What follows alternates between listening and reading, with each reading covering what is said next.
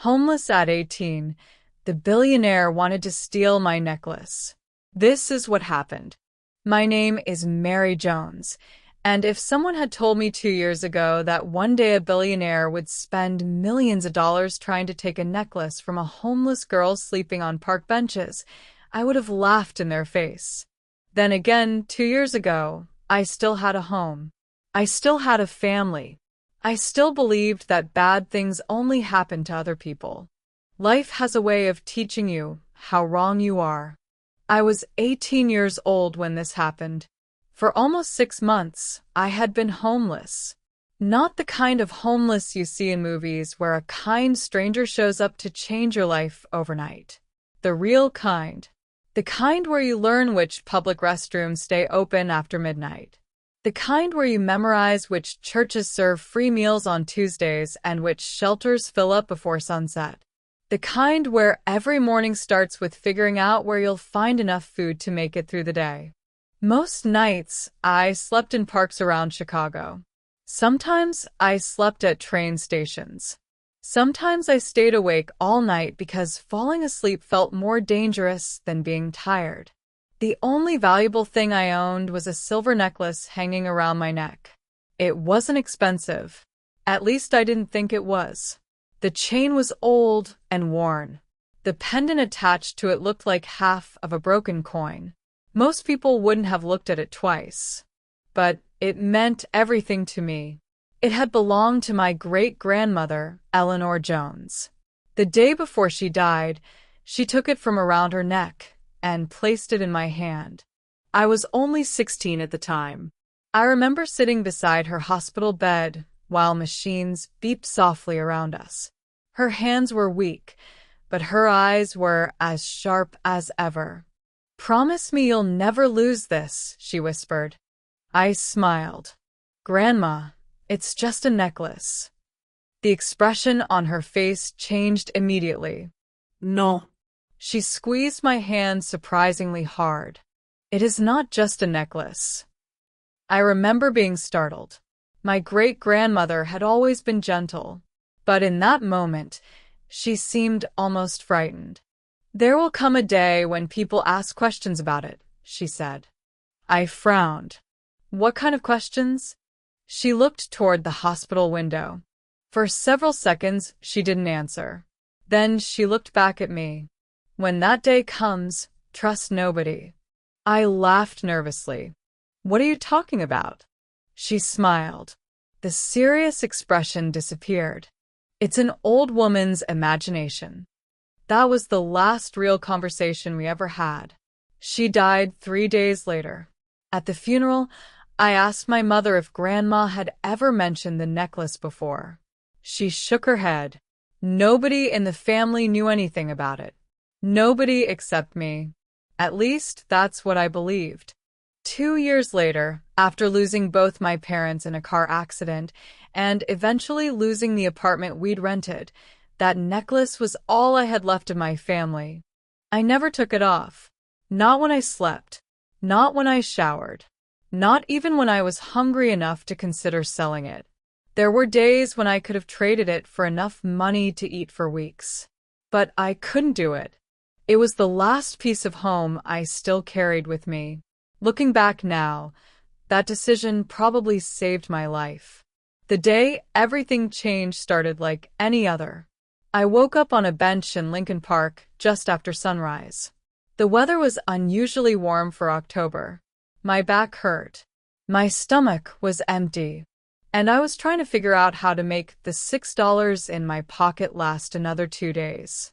I spent the morning walking through downtown Chicago looking for temporary work. Nobody was hiring.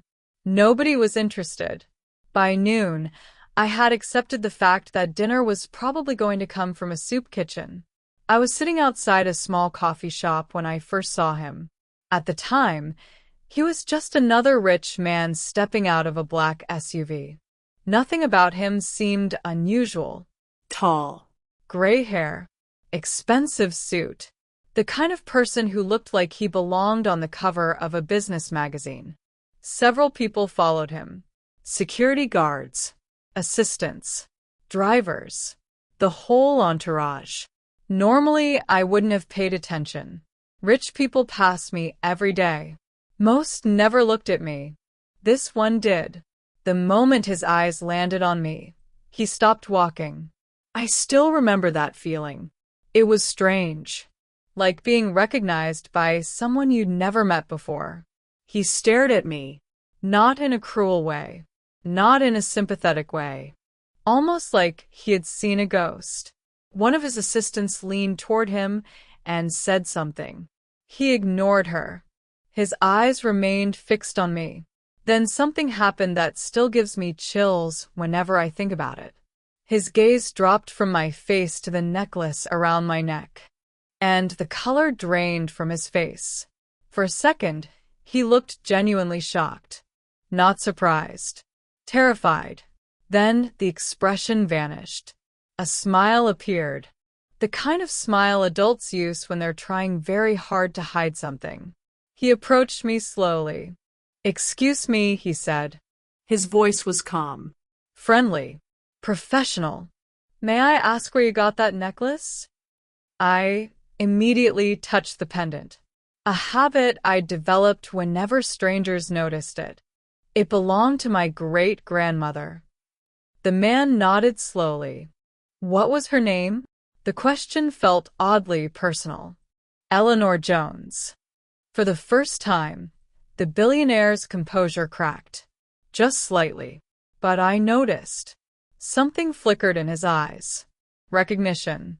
Fear. Maybe both. He quickly recovered. "What a remarkable coincidence," he said. Then he reached inside his shirt and pulled out a chain hanging around his own neck. The moment I saw it, my heart nearly stopped, because attached to his chain was a pendant identical to mine. Except his wasn't identical. It was the missing half. The two pieces looked like they belonged together, like someone had broken a single object into two parts decades ago. The billionaire watched my reaction carefully, and for the first time, I realized this encounter wasn't accidental. He already knew exactly what my necklace was. The only question was, how? And why did seeing mine make him look so afraid? I didn't know it then. But that question was about to drag me into the most dangerous chapter of my life. The moment I saw the pendant hanging from the billionaire's neck, every instinct in my body told me to leave. I didn't understand why. I didn't know who he was. I didn't know what the necklace meant. But I knew one thing. The look on his face wasn't the look of someone who had stumbled onto an interesting coincidence. It was the look of someone who had just found something he'd been searching for. And people with that kind of money don't usually stop searching. They acquire. They take. They win. The billionaire extended his hand. "My name is Charles Whitmore." The name meant nothing to me at the time. Later, I would learn that Charles Whitmore was one of the richest men in America. His company owned hotels, office buildings, shipping ports, and more businesses than I could count. At that moment, however, he was just a stranger making me uncomfortable. "I'm Mary," I said cautiously. His eyes returned to my necklace. "I'd like to buy it." The words came out so quickly that it was obvious he'd been planning to say them. I laughed. "It's not for sale." His smile remained. "Everyone has a price." I shook my head. No. $10,000. My stomach dropped. $10,000. I hadn't had $10,000 in my entire life. I had $6 in my pocket, yet somehow saying no was easy. Because it wasn't about money. That necklace was all I had left of my family. I said no. Something changed in his expression. Just slightly. For the first time, I saw irritation. Not anger. The irritation of a man who wasn't used to hearing that word. No. He nodded slowly. Then he reached into his suit jacket and handed me a business card. "If you change your mind." I stared at the card, then back at him. "I won't." His smile returned, but it never reached his eyes. Have a good day, Mary. Then he walked away. I should have listened to my instincts. I should have left Chicago that night. Instead, I stayed. And that was my first mistake. 3 days later, someone tried to steal the necklace. I woke up shortly after midnight beneath the covered section of a public park shelter. A hand was around my neck. For a second, I thought I was dreaming. Then I felt fingers tugging at the chain. I jerked awake. A man cursed. I screamed. The man shoved me backward and ran. Within seconds, he disappeared into the darkness. The chain snapped, but the pendant remained in my hand. My heart pounded so hard I thought it would explode. I sat there trembling until sunrise. And for the first time, I realized Charles Whitmore wasn't asking anymore. He was hunting. The next week became a nightmare. Strange people began appearing wherever I went. Cars parked nearby. Men watching from a distance. Questions from people I'd never met. Every time I moved, they seemed to know where I was.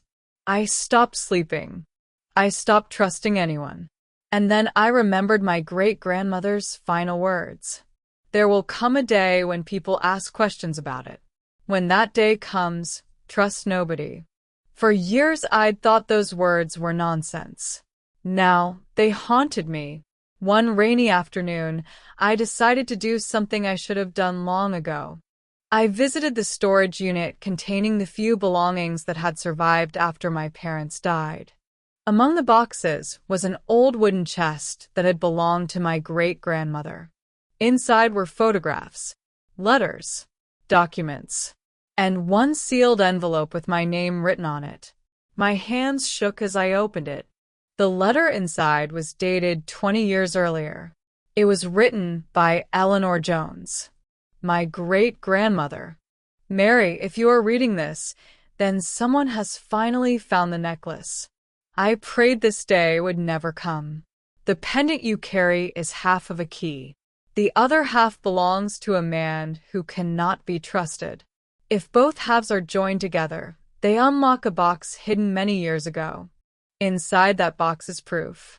Proof that powerful people committed crimes they were willing to kill to hide. The letter continued for several pages. By the time I finished reading, I felt sick, because one name appeared repeatedly. Charles Whitmore.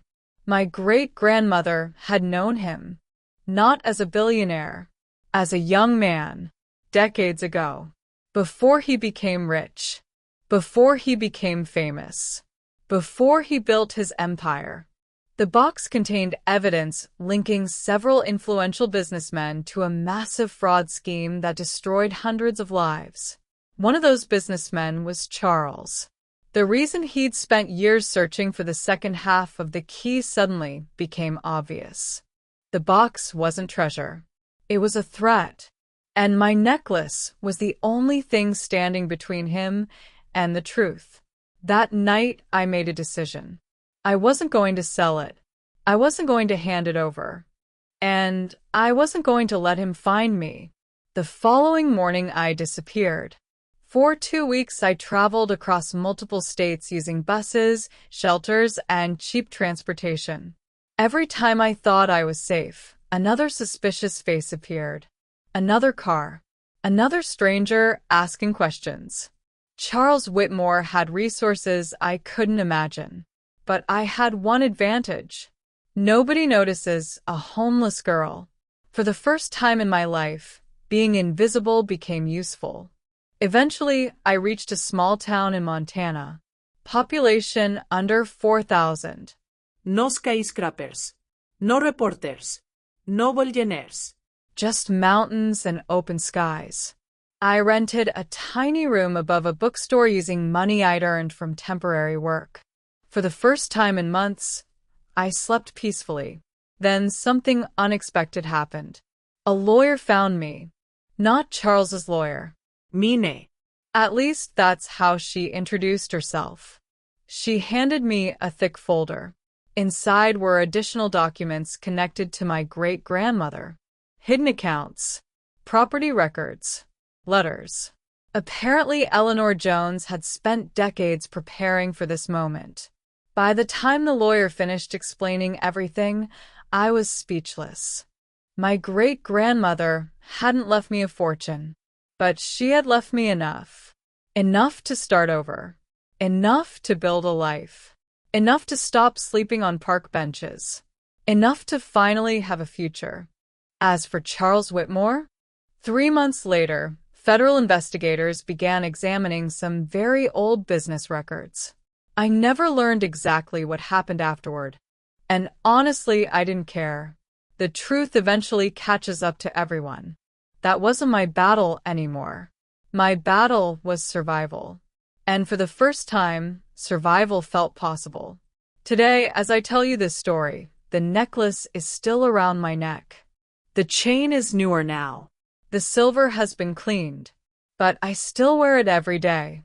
Not because of the secret, not because of the key, not because of the box.